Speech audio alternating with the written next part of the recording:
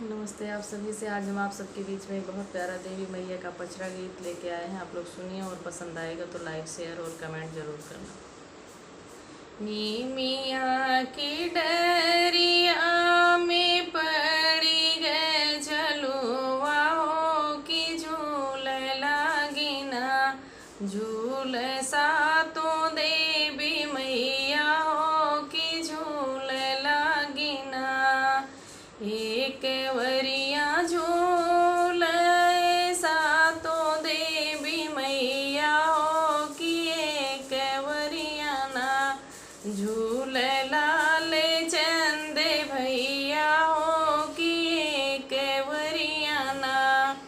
धीरे धीरे झलुआ झुलाया भैया लाल चंद, टूटी जई है ना मोरी रेशमवा की डोरिया हो कि टूटी जई है ना।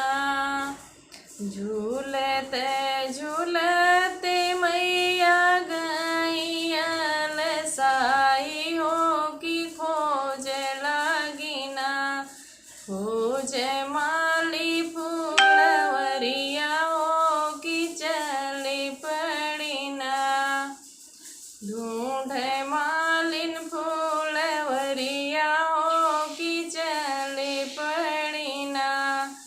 भीतर बाटियों की बाहर मलनिया हो पियाए ना देत्यू ना। मालिन बुन एक पनिया पियाए ना देतू ना।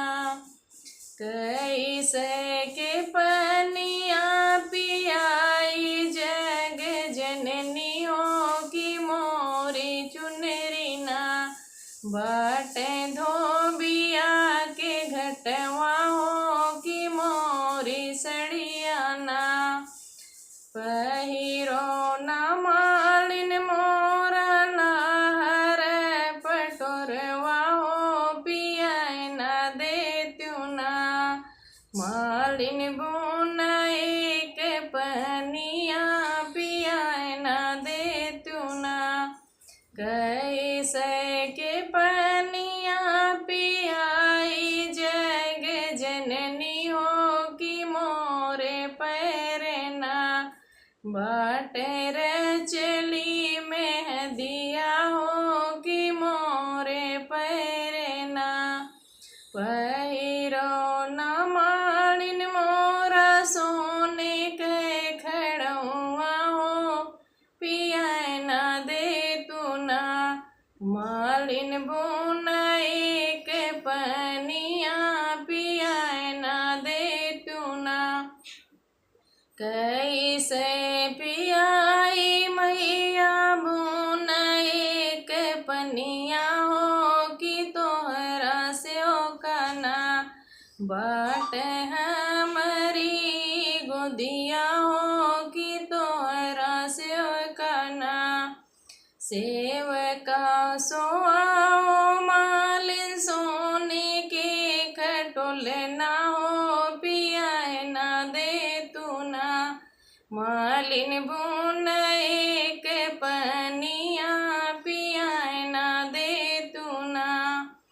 पनिया पियाई जग जननी जुड़ानी हो कि मांगे ले तू ना। मालिन अपना मगनवा